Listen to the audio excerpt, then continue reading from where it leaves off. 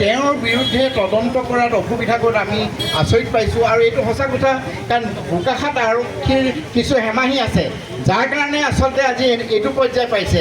কাৰণ এজন IFS অফিচাৰক আচলতে তদন্ত কৰিব হ'লে নিয়মত ইনস্পেক্টৰ লেভেল বা অতিৰিক্ত আৰক্ষী অধীক্ষক বা উপ আৰক্ষী অধীক্ষক তেনেকুৱা লেভেলত আচলতে এটা তদন্ত হ'ব লাগিছিল। কিন্তু দুৰ্ভাগ্যজনক ঘটনা আজিৰ তাৰিখত। আৰু আমি এইটোৱে আশ্চৰ্য প্ৰকাশ কৰিছোঁ, জিলা প্ৰশাসনে সাধাৰণতে এই জাতীয় সংগঠনৰ লগত সহযোগ কৰিব লাগে। কিন্তু যোৱাকালি যিটো ঘটনা দেখা গ'ল যে এখন কিন্তু জিলা প্ৰশাসনে যিধৰণে আচলতে এই ঘটনাটোক লৈ কিন্তু আমি দেখা পাইছোঁ যে আজি আচলতে আজি অভিযুক্ত যিগৰাকী DFO, আমি ভাবোঁ ইয়াৰ ক্ষেত্ৰত এটা উচ্চ পৰ্যায়ৰ তদন্ত হ'ব লাগে।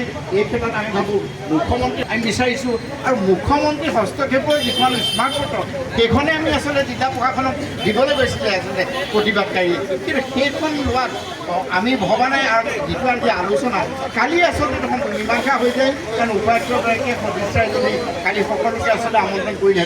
কিন্তু এটা দুৰ্ভাগ্য, তথাপিও শেহতীয়াকৈ উপায়ুক্তগৰাকীয়ে সকলোকে আমন্ত্ৰণ কৰিছে। আমি এটাই কামনা কৰোঁ, আচলতে দশমী দুৱাৰাৰ যি আচলতে ৰহস্যজন মৃত্যু তাৰ কাৰণ উদ্ঘাটন হ'ব লাগে। কাৰণ কিয়নো ইতিমধ্যে বহু আচলতে যিখিনি প্ৰথম কথা তেওঁ আত্মহনন কৰিছিলে সেই কাপোৰখনো জ্বলাই দিয়া হৈছে।